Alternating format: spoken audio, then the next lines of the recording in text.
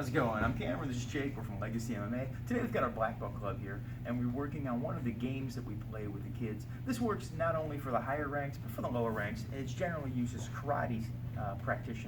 So what we're doing is, we call it the Hunger Games. You can call it Last Man Standing, You Have No Friends. There's a bunch of different names for it. The name is irrelevant. And basically what you're going to do is you're going to have them all more or less sparring at the same time, which sounds dangerous, but if you control it and you have your students understanding what they're allowed to do and what they're not allowed to do, it works out fairly well.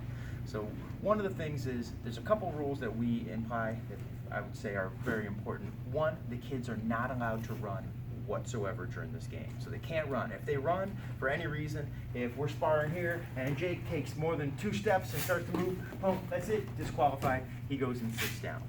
So the game works like this. All the kids are basically free sparring at once. They don't have any teams. They're going to form little alliances with each other, and that's fine. But at the end of the day, only one person can be left standing. So kids, take spots. All right, so let's all stay in the red here. Nope, stay in the red. There we go. So we're here, just so the video can film you. So we're here, and take a center spot.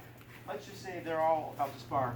Now they're allowed to work against one another. Let's just say Frederica's here, and I'm sparring against her. Okay, Vaughn can basically come up and hit her from behind. He is not allowed to hit on any illegal target areas. Obviously, for safety, you don't want to come up, hit the back of the head, kick him in the legs, anything like that. You want to keep these all legalized target areas. So he can come up and catch with a back fist to the side of the head. And it should be very controlled.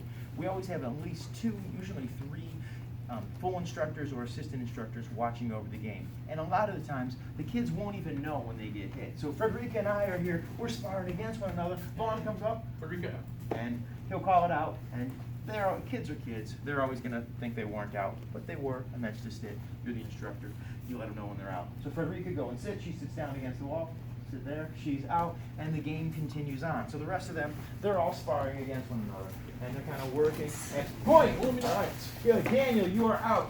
Rafa, you are out. Good. And now we're just down to 3, and they continue to spar through here. And see, they're working against, and the alliances continue to change and kind of switch as the kids go back. Point! Ready. Vaughn is out. And now it comes down to just these 2.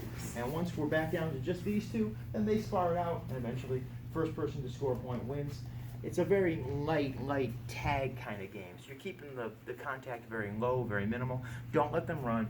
Don't let them ambush each other. If someone swings heavy, disqualify them, because they're going to end up clocking somebody in the back of the head where they're just not ready for it, and it'll hurt. But with good control, this game's extremely popular. We usually finish up a day of sparring with it. So we'll do a whole sparring session, and at the end, the kids look forward to playing a little game of Hunger Games, as we call it.